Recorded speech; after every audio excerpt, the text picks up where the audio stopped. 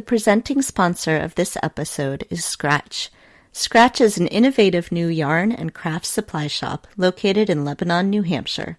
They're committed to providing a beautifully curated selection of yarns and supplies for knitters, as well as roving, tools, and kits for needle felters.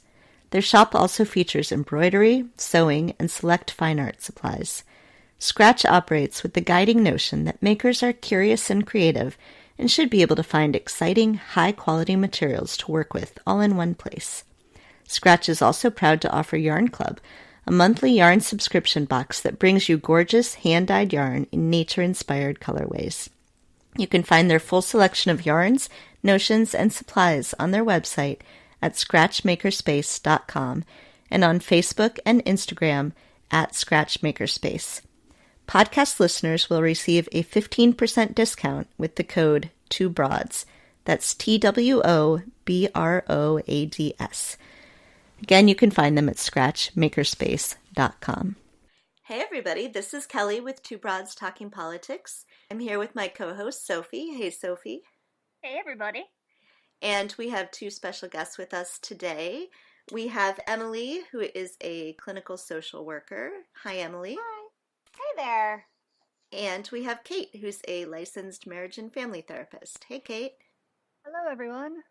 All right, so we have some similar sounding voices today, so we will try to do a lot of saying names as we're talking. We have an exciting topic tonight. I have been really looking forward to this episode. We are going to talk about how to talk to people you disagree with. I will warn you from the outset that we do not have all of the answers on this topic. If we did, we would probably be millionaires. I don't think anybody has all the answers yet, but we're going to have a good conversation about how to talk to people you disagree with. Hopefully you'll get some talking points, and we're purposely putting this the week of Thanksgiving. So if you are headed back to your families with whom you may have some disagreements, I hope you'll use some of what we're talking about as you talk to them, and maybe have some conversations that you haven't always felt comfortable having. If anyone does and you want to send us some recordings of conversations, we would love to put those on the show. So let's all just jump in. I found myself in the past week noticing a lot of things in the media that made me think about this topic a lot. Probably the most compelling one to me was that on Fox News in the past week, Shepard Smith did a whole segment on the Uranium One conspiracy, debunking it. Oh boy. Very fact-based, completely tore apart the conspiracy, said why it wasn't true. And immediately the reaction from Fox News viewers was, he should be fired. He's biased. He should go to CNN. He doesn't belong on Fox News. So clearly, even when one of their own, tries to use fact-based reasoning, talk about what's going on in the news, it doesn't work. So we have to figure out what maybe does work. So let's start with just talking about how often do all of us have conversations with people that we disagree with? And I think it'll be important as we'll talk about to think about the subjects of this disagreement, disagreeing about, which food tastes better. Probably not a very serious disagreement. Disagreement about whether to have guns in your house, maybe a much more difficult disagreement. So do you guys talk to people that you disagree with on a regular basis? This is Emily. It's pretty interesting. I've been listening to the podcast since you started it. Sophie and I have been friends for quite some time. And so when she first posted on social media, I started listening, and I found it pretty interesting when both of you were talking about your backgrounds, about how coming from fairly liberal families, and I had pretty much the exact opposite upbringing. So I come from a fairly large Catholic family who is really conservative, pretty much all of them Trump supporters. I am a social worker. We kind of generally, as a rule of thumb, are fairly progressive, liberal individuals generally vote Democrat. So for me, it's pretty much one of those things that I get bombarded with opinions that I disagree with, positions that are not mine, from family members and people that I love very much on a pretty regular basis on social media. When I see them in person, I don't get to do that as often as I'd like, but pretty often. I also live in an area of the country where I'm on the East Coast in Delaware. It's it's a fairly conservative area of the country, surprisingly enough, especially when you get further down south. 2/3 of the state generally goes red in elections, but it's the northern third of the state that turns Delaware blue in every election. So I get confronted with political beliefs, especially that are not mine, I would say almost on a daily basis. Because I'm in private practice, this is Kate. I have people sort of self-select to come see me, and it seems like folks don't seek me out if their perspective is going to be so drastically different in terms of broader politics. And I think it's helpful to borrow that clarification that we're not talking necessarily partisan politics, like do you vote for Trump, but politics overall, the notion of, the social good or what public issues affect you personally. And so people do, I think, find me because they know that I will perhaps support them in struggles they're having with their family, but they wouldn't seek me out because they want somebody to change their mind. Sometimes, because I do see couples, one of the people might not have the same perspective as me and their spouse or partner. Sophie, I know you've talked about sort of cutting some people out of your life because there's just such a vast disagreement. So my family, I don't have a lot of opportunities to talk to people I disagree with within my family.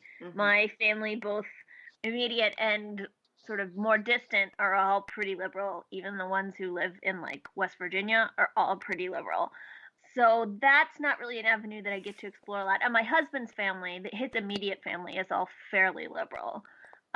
He has some relatives that have beliefs that I disagree with. I try to engage them. I do have a rule that if people post things on my wall that are sexist, racist, or homophobic, then they get removed immediately and blocked, and I don't speak to them anymore. That is more to protect my friends. I don't think that other people, I choose to engage in that sort of in discussion with those sorts of people because I can emotionally prepare myself for that, but I can't make that decision for anybody else, and I don't want them to have to deal with it. So, but that's just a social media policy that I have. I try to engage with people from church sometimes. I am an Episcopalian, so a lot of Episcopalians are liberal, but some are not. And so that's probably the place where I engage the most with people I disagree with is at the church where my husband works, where I'm a member. Yeah, so thinking about this question, this is Kelly. I pretty much never engage with people I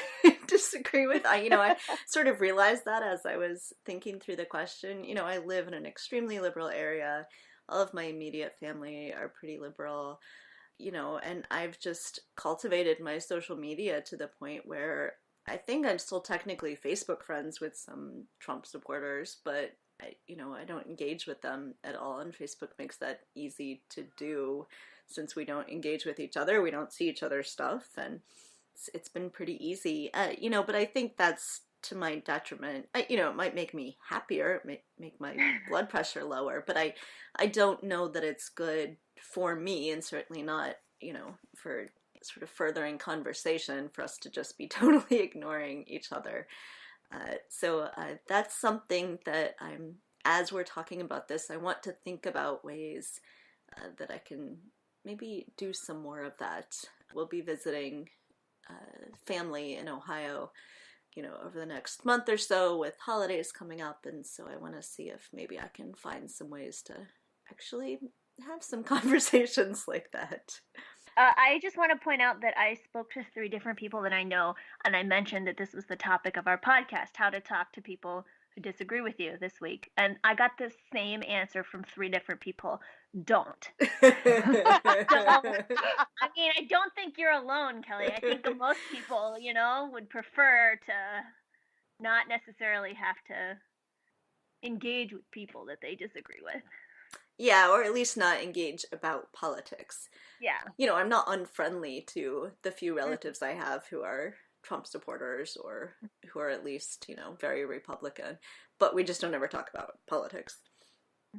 And you don't have to send them as nice of a Christmas present either.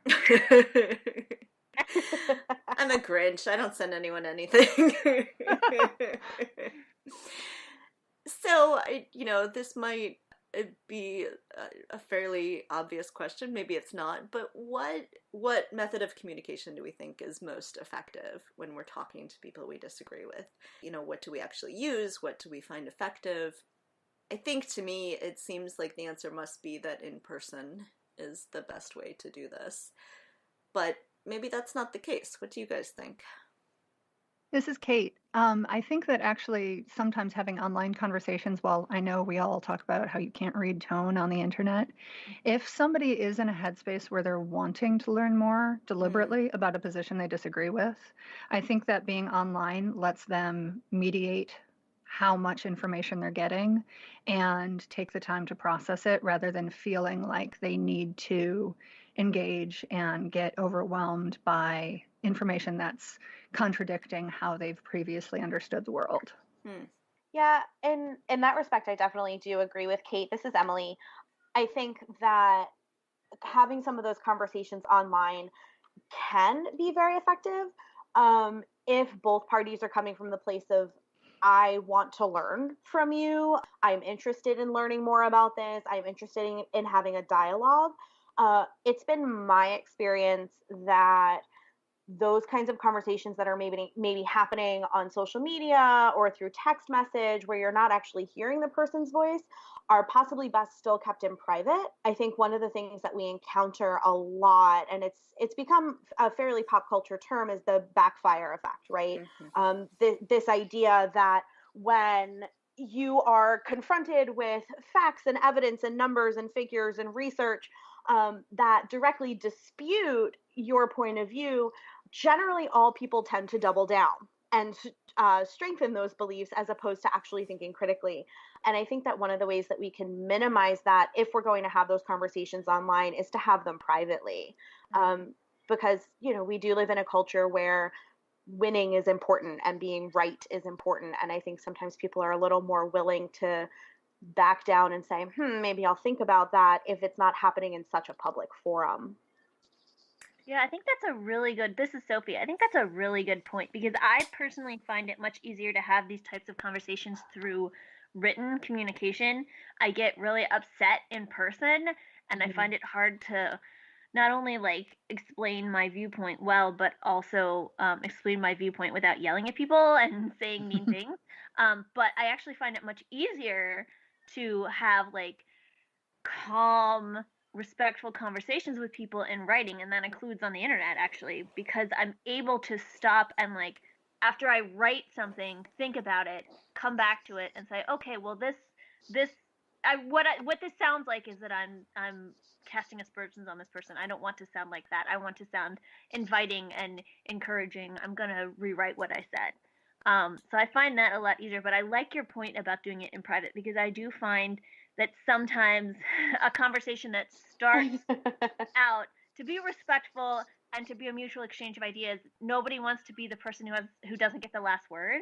So everybody keeps saying, okay, but one more thing, or it breaks down into everybody's arguing the same point back and forth because nobody wants to be seen as the person who quote unquote lost. So nobody wants to be, the last person to not write back.